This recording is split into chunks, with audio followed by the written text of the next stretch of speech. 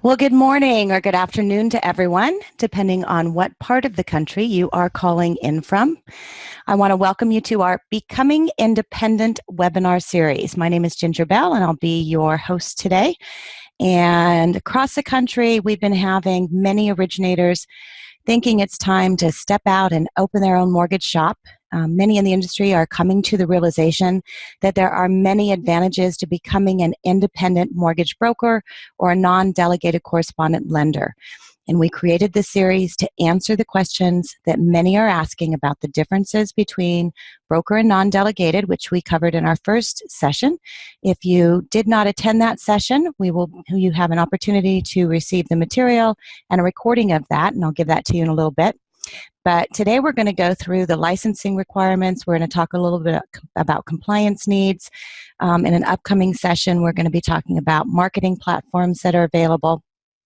And the reason that we're doing this is because personally, I'm getting a lot of phone calls asking, what's the first step to get started again? Maybe you owned a business before many years ago and went into a retail branch. Now you're thinking you want to go out and get started.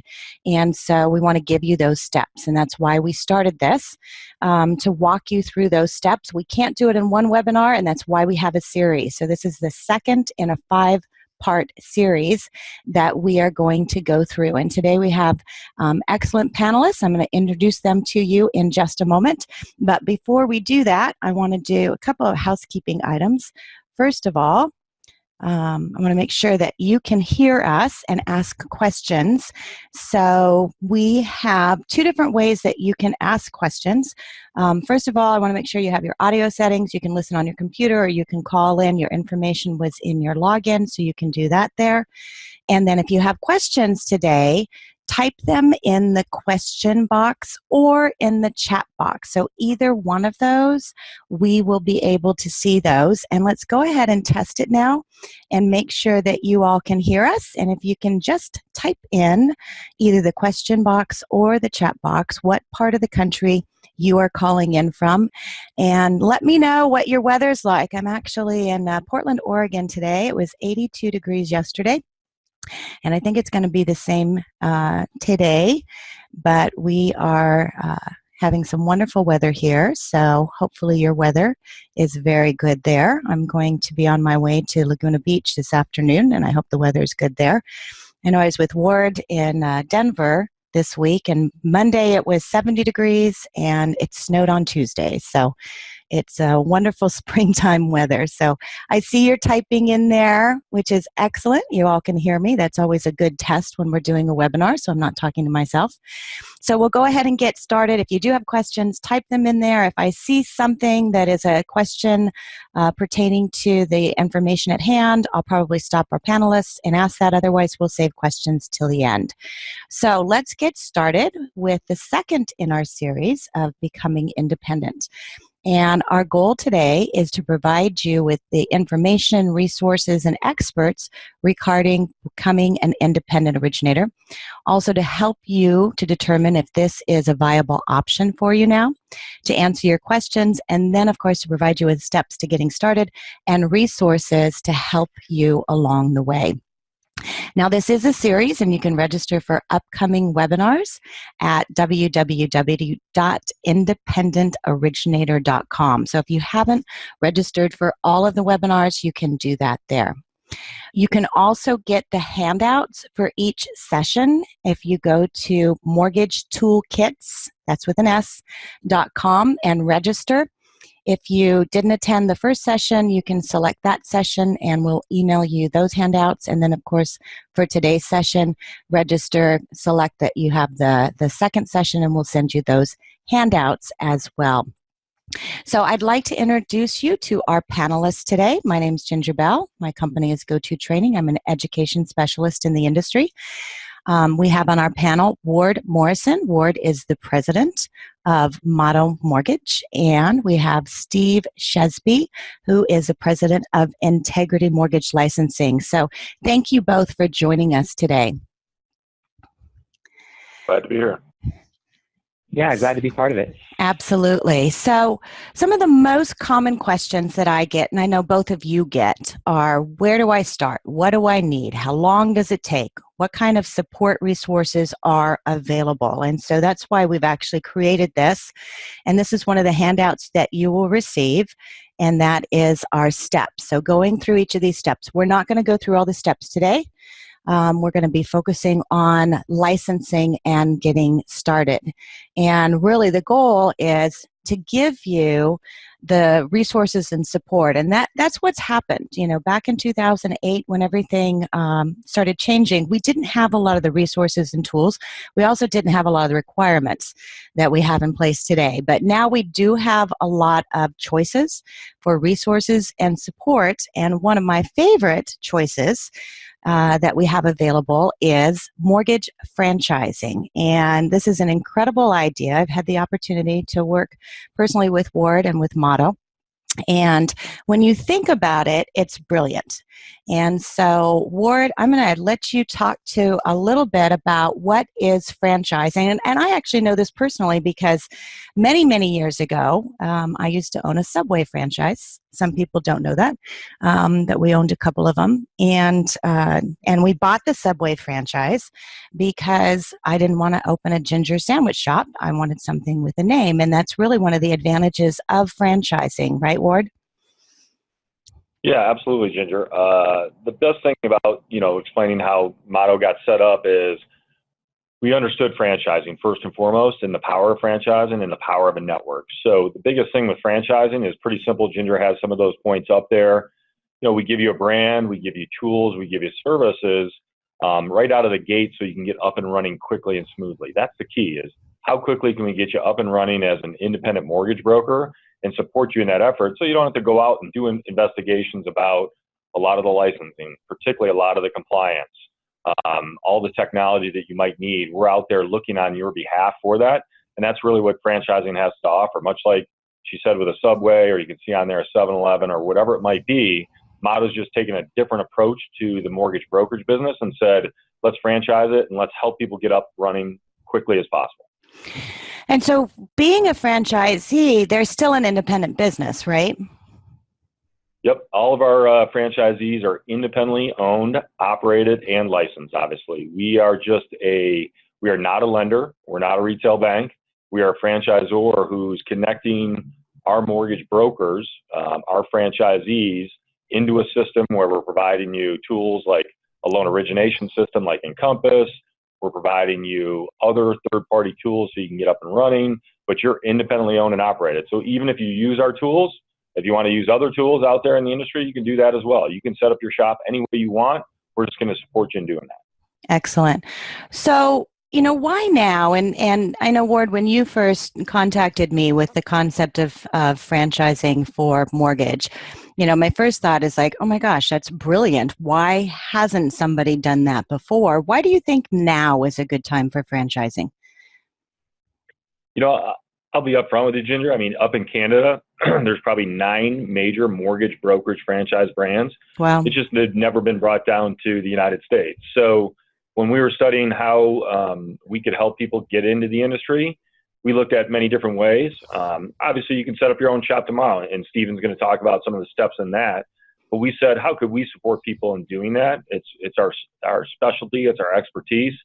And what we saw was a lot of, whether it's LOs, whether it's investors, you name it, we saw people wanting to get into this particular industry, and we said, how can we support them? So I think franchising is meeting a certain point right now where if you're a net branch operator or an independent, an LO in a retail shop, and you want to go out and set up your own, there's not a lot of help out there, not a lot of support services. Right. And so we sort of saw a niche in the industry and wanted to help it out.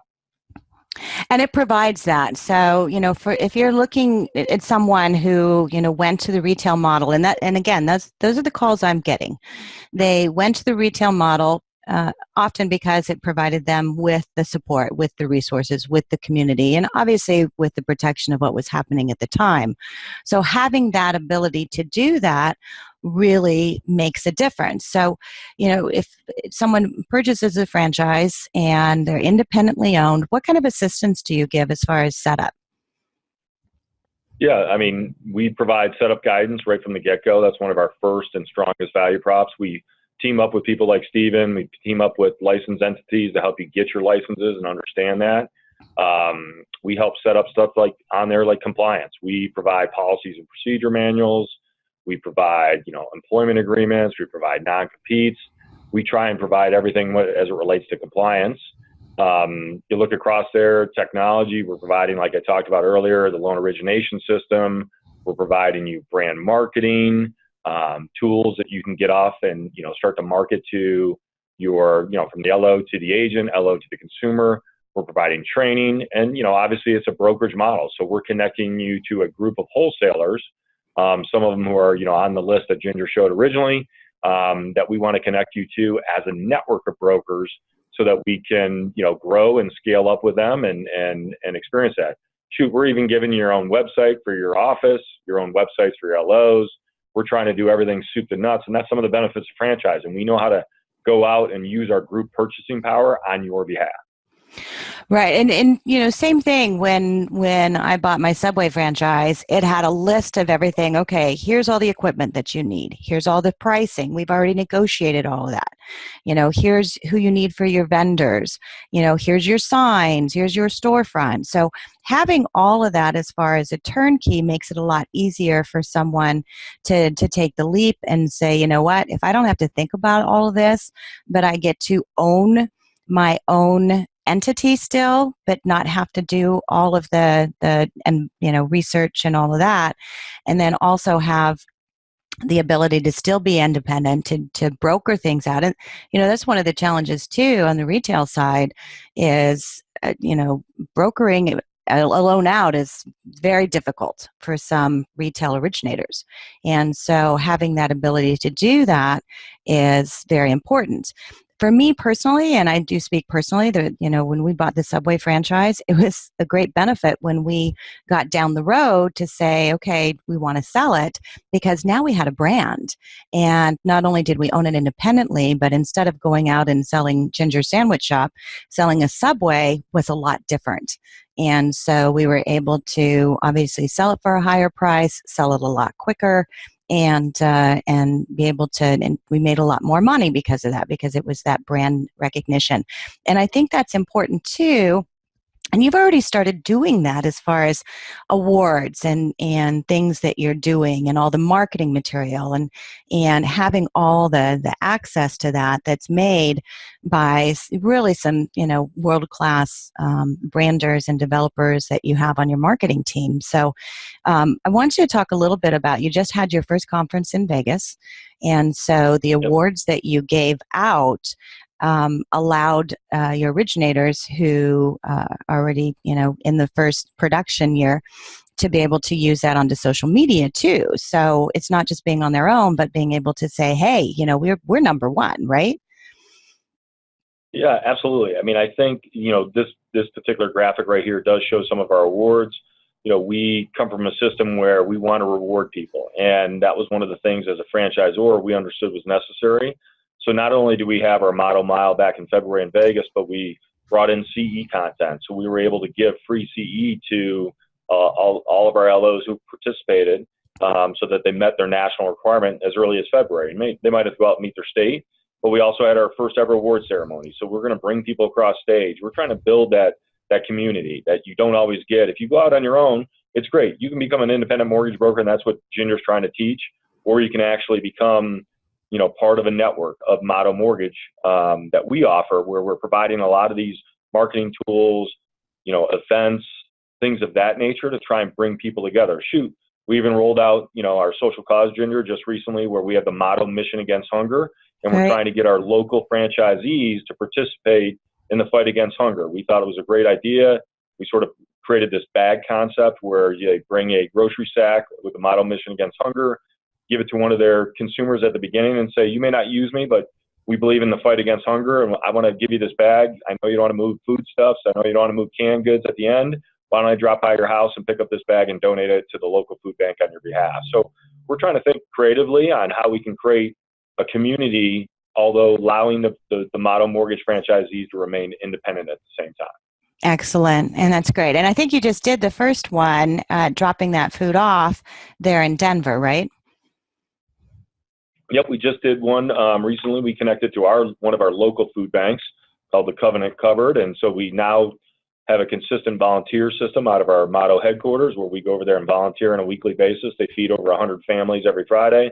We were excited about that, but we handed out our Motto bags to the families who were in need, and they were able to use that as they were shopping for the foodstuffs that they were getting given to them. So those bags will be out in the marketplace, creating brand awareness, and hopefully spreading the message about us believing in the social cause together as a group of franchisees.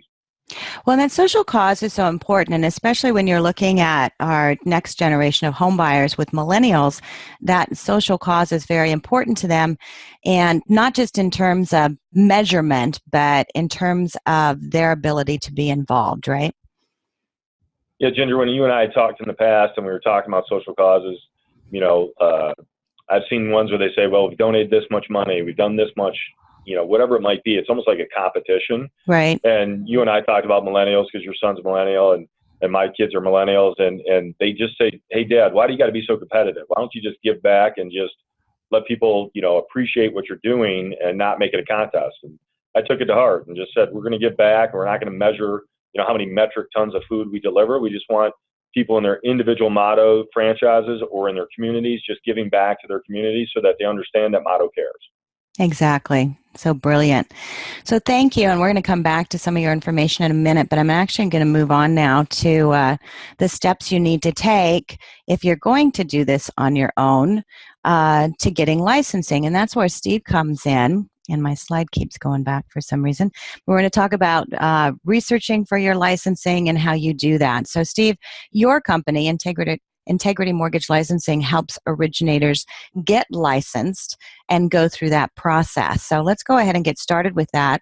And we've put this together on the steps you need, beginning with step 1, which begins where?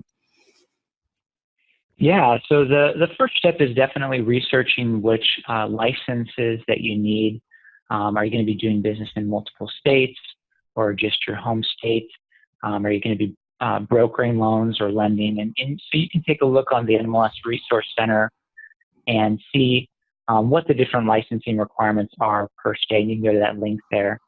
And then also we have on our website, we have a lot of that information kind of compiled together as a short overview for each state of what the licensing requirements are and the costs are. And you can also look there and review that. And that's really critical that you know upfront exactly what the requirements are so that you don't run into a situation where you start submitting an application, paying fees, doing paperwork, and find out you don't meet a certain requirement. That's right. really critical to the process. Well, and each state is different. So beginning at the NMLS, going to state licensing, clicking on the state licensing requirements, and then selecting the state that you're getting licensed in. When they passed the SAFE Act back in 2008, we were excited because it did create some uniformity, but it also created almost more of a challenge because each state had to adopt their own SAFE Act. And so they kind of put their own spin on it. So depending on whether you're getting licensed as a mortgage broker or even a non-delegated correspondent, it can be different from state to state. So understanding what those licensing requirements are first is important because some states may have some other requirements like a net worth or a surety bond or something like that. So there's links there. There's also differences. Some states have choices as far as which agency you can get licensed in. And California is one of our biggest ones. And honestly, where a lot of my calls are coming from our retail originators that are wanting to step out and start their own shop. Which agency do they choose? So you help through that as far as figuring out which agency to actually get licensed with, right? Yeah, that's right. California you have up there is probably the most confusing in the U.S. with 2 different licensing agencies and 3 different actual company license types. And so it's just really important to go over all the pros and cons of the different licenses in those states that have different license types. Right. And so, really getting into the state requirements and the timelines and making sure that you are applying because, here's an example. There's a mortgage broker license and then there's a mortgage lender broker license. So, this happens to be for Wyoming. And so making sure that you're getting set up with the correct license is so important and it'll save time down the road, right? Yeah, that's exactly right. And I think this next slide here is really the most important part of the licensing research is figuring out what the requirements are for the state, being aware of those, and then making sure that you qualify for whatever license you're applying for, and making sure you have that paperwork together up front so this process doesn't drag on forever. And so some of the things listed on here, the surety bond, for example, that's something you get from an insurance company, and different states, most states require a surety bond, and it's basically to protect the consumers and third parties that you work with against any issues that they may have with your company. And so those can range anywhere from $10,000 to $100,000 or more. And there's different costs for that depending on who you go through and depending on the owner's credit background. And so looking into that and researching that up front is important. And then, for example, a $10,000 surety bond would only be $100 usually a year for someone with good credit. Fingerprints, background checks, they're going to generally, all states do background checks on the owners, officers of the company. And they're going to be looking for any major issues such as felonies or anything like that, and they'll want explanations on that information. And then there are also some states require that you have certain people that have done certain education or have certain experience or taken certain exams. For the education and exams, most of that is the same as what's needed for the loan originator licensing. And so in most states, if you already have a loan originator license, you don't have to do any new education or testing, but some states do. And then there's many states that do have experience requirements, anywhere from 1 to 3 years or even 5 years in a few states. And so you just want to make sure that you meet those requirements before you get started. And then pretty much every state's going to require information on the owners and officers and directors, background information. Like we talked about, they're going to be doing fingerprinting, but also a lot of states look at the credit report of those individuals. Even if they're not loan originators, not needing to get their own individual loan originator license, they'll have to get credit reports and background checks, and they'll also have to provide personal information to the state. And then the company financials, a lot of states do have a minimum net worth requirement for the companies, meaning if you just formed a corporation or LLC, you'll need to invest a certain amount of money into that company from your personal funds in order to get it up and running and provide a balance sheet to the state that shows that you have that those assets in the company. And so that's real critical to look at that up front. And some of them even require that the financials be prepared by a CPA or even audited by a CPA, which can be costly. And so you want to just look at all that to make sure you meet those requirements. And then for the actual final application, there's quite a bit of paperwork in most of the states that has to be sent into them, as well as information input on the NMLS website. And it's kind of funny because a lot of times we get calls and people think that the NMLS is who they're applying to for the license, but NMLS is actually just the website that the state uses to receive the information. You're actually submitting your information through the NMLS to the state, and the state agency is going to require a number of different other things other than what we've talked about here, and so it's just really important to review their application checklist, make sure you have all those things in place, and get a complete application, or as complete as possible, submitted up front when you apply for the license. Right. So with all that in mind and what you've gone through as far as the different requirements and navigating through and making sure you have everything, how important is it to get help in the licensing process? Yeah, it's a great question, and we actually get that all the time. People say, "Well, couldn't we do this on our own?" And definitely you could. So the biggest factor is, do you have the time to do it? And so it depends on the state. It's a lot of research trying to figure out this stuff if you've never done it before. And do you have time to take away from maybe the loan origination you're doing yourself, or managing other loan originators, or whatever you're doing? Do you have time to spend a few days worth of work to research all this yourself, and then to do all the follow-up with the state? The other bigger issues are, do you have the experience? Are you familiar with these requirements? Because a lot of the stuff, unfortunately, from the state isn't really clear on what's required. And so knowing, kind of being aware of what the requirements are that the state doesn't tell us about is really important. The other factor is knowing who to connect with at the state, knowing what their time frames are. Because a lot of times you'll call a state and they'll say, yeah, we're approving licenses in 3 weeks. But if you talk to people in the industry, if you talk to us, you'll find out they're actually taking 3 months. Right. And it's not uncommon for that to happen. And so having those expectations and knowing people there. And then again, just, having the time to fill out all this stuff, something that I can probably do in an hour or two would maybe take you 4 to 6 hours to do, because you have to do so much more research on your own to figure it all out. Right.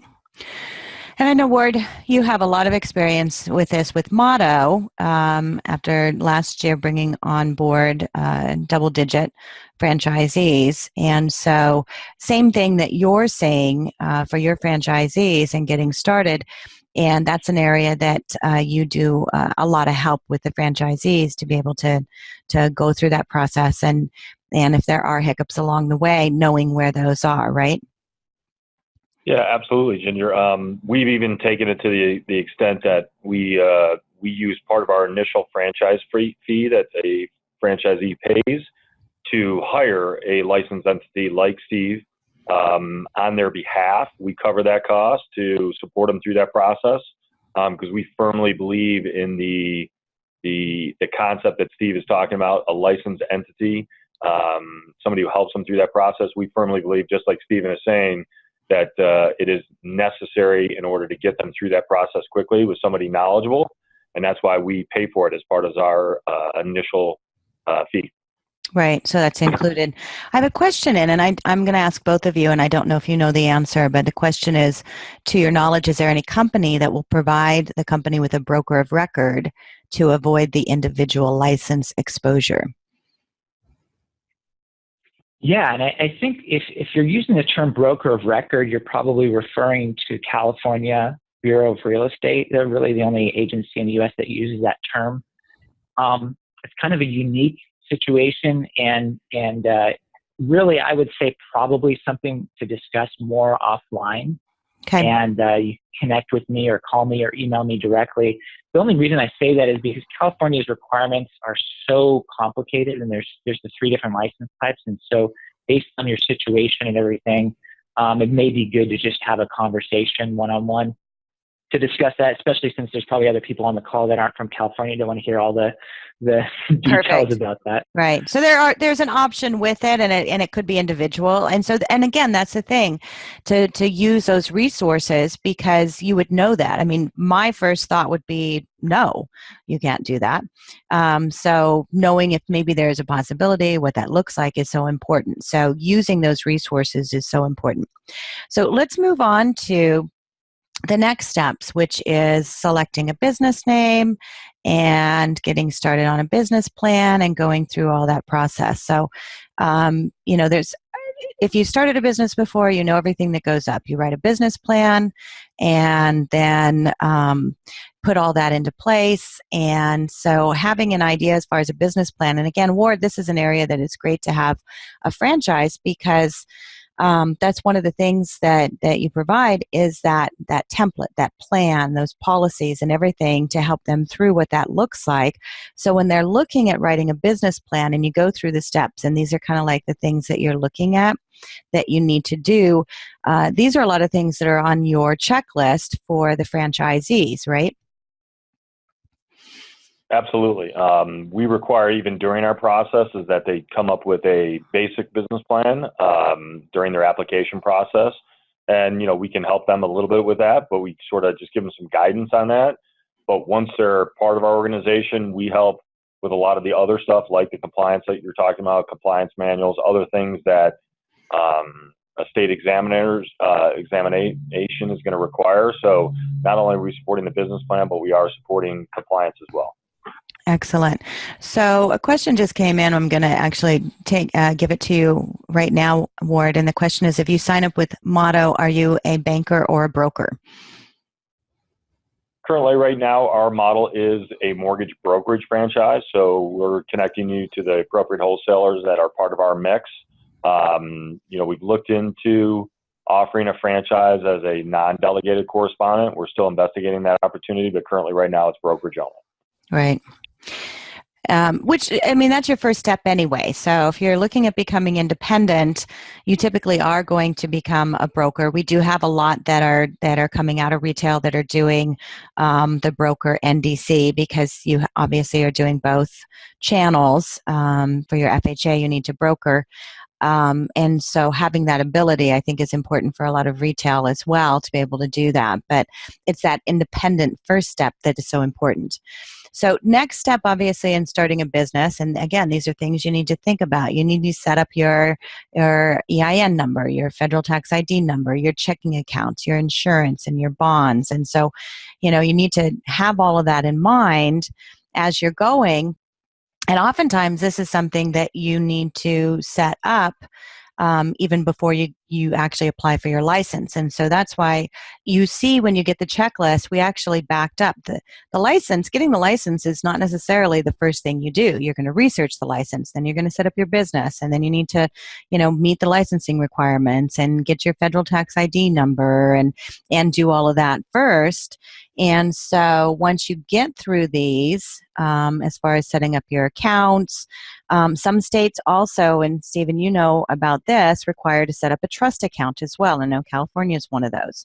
And so that's something that you want to look at. So, and again, oftentimes people think that getting that license is the very first step, and all of these other things need to start first. And you talked about the surety bond and setting that up, and what they need to consider as far as all of those are so important in setting that up.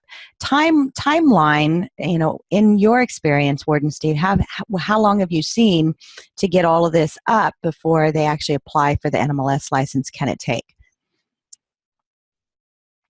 Yeah, so we do a lot of new company licensing, and we generally see two main categories of customers of ours.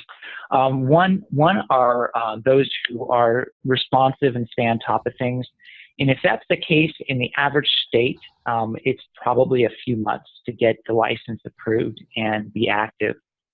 And then there's some exceptions. There's a few states that are just a few weeks, and there's states like New York that take a year, but most states are a few months.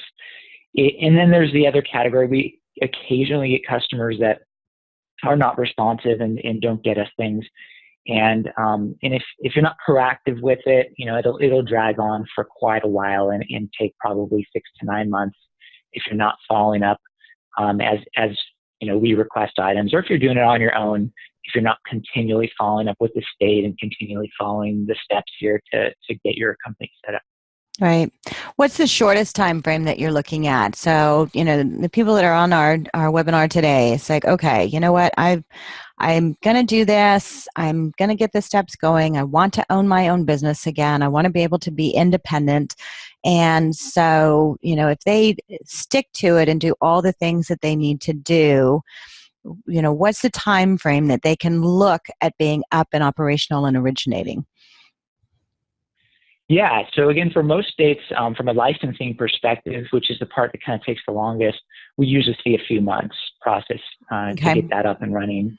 From the very beginning, from forming the entity all the way until getting the license and starting to be able to conduct business. And Ward probably can share a little bit about his franchisees and what they're seeing for turn time as well.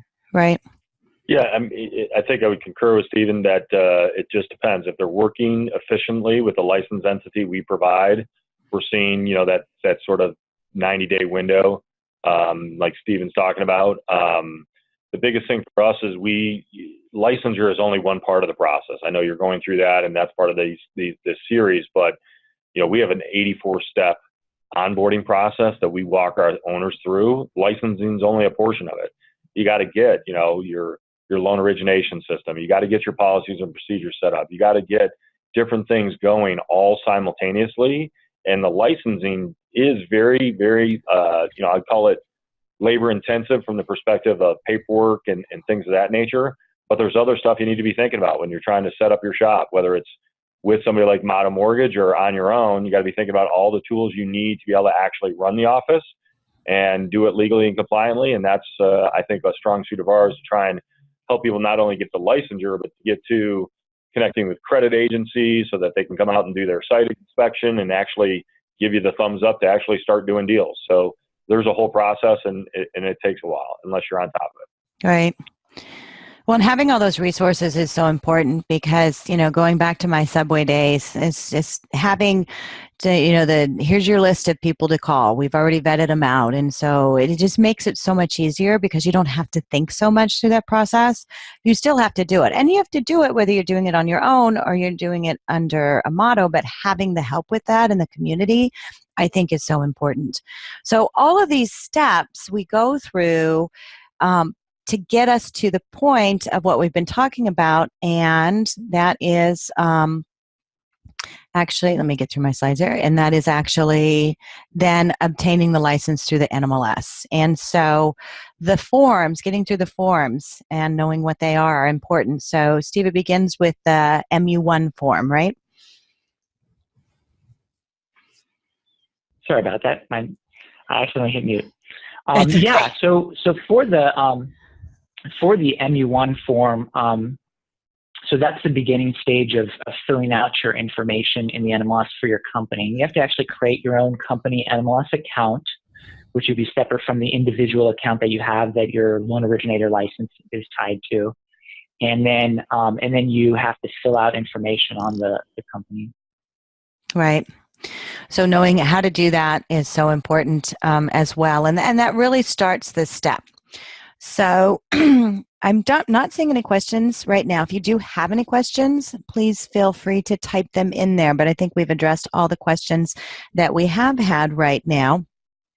As far as getting started, Steve, how would someone get in touch with you and why would they want to use Integrity Mortgage Licensing? Yeah, so you can actually contact us on our website. And you can also call me by phone or email anytime. I'm always available. And then the first thing we would do is we would talk about what state or states you're wanting to get licensed in, and discuss the requirements like we talked about. And you can also take a look at our website and look at those requirements up front to see what is needed and what the costs are. And then we can get into a more detailed discussion about that over the phone or by email. And then basically what we do is if you want help with that process, we go ahead and start coordinating that for you and start filling out the paperwork and start walking you through it step by step. Perfect. Thank you. And Ward, if someone wants to find out more about Motto Mortgage and your franchisees and how to get started as a franchisee, how's the best way to get a hold of someone? Yeah, I think you have it right up there on the screen. It's mottomortgage.com. Go to our website. We have a franchise sales tab out there to talk about, our offering, what we deem it as sort of that out-of-the-box franchise model, that mortgage brokerage in a box. And this works for, LOs who are looking to set up. We'll walk you through the process, give you the tools, give you the service, connect you to a licensed entity to get some of that going. So mottomortgage.com is the best way that we could start telling you about what we can offer you so that you can be business, for yourself, but not by yourself. That's always the motto within any franchise organization. But we're excited to do that and support, LOs who are looking to get out on their own and set up their own shop. Excellent. So while we're on talking about Motto and the opportunity with a Motto franchise, I have a question. And does Motto provide any national advertising, radio, TV, print, etc.? Yes, we do have a national advertising fund that each office pays into. It's a small amount on a monthly basis. We're sort of taking a grassroots effort, to be honest. We're doing more digital buys than ever before. So we're not doing any radio or TV right now. We do provide spots that you could run on radio or TV on your own and actually do that. So we actually have good quality video and things of that nature. But most of our stuff has been digital buys, trying to drive people to our offices. So whether it's geographic fencing through Facebook, whether it's AdWorks advertising, we're doing some, very creative digital buys to try and drive leads towards our franchise location. So help with that as far as being able to gear it, which is so important. Just knowing what you need to do within that community is important. And I'm seeing a couple of people raise their hands to ask a question. We do not have the ability to unmute you right now. So if you do have a question, please feel free to type it in the panel, either the chat panel or the Q&A panel. And of course, if you do have any questions, you can contact any of our panelists, and I'm sure they're happy to help you answer those. So I want to thank both of you for being on the webinar today. And I also want to share a new association that started recently, just a couple months old, and it's the Association of Independent Mortgage Experts. And Anthony Casa is the president and one of the founders of AIME. And AIME is a group of independent originators who are coming together. I know they've had their very first meeting in California a couple weeks ago.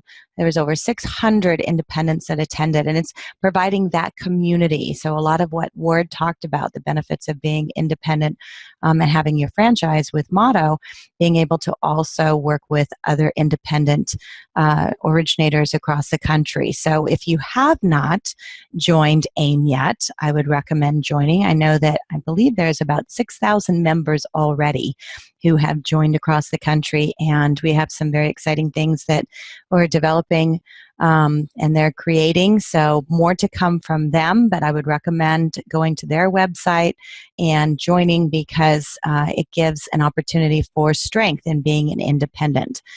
And so the material you're going to receive, this is one of them that you'll receive for a handout. Go to mortgagetoolkits.com.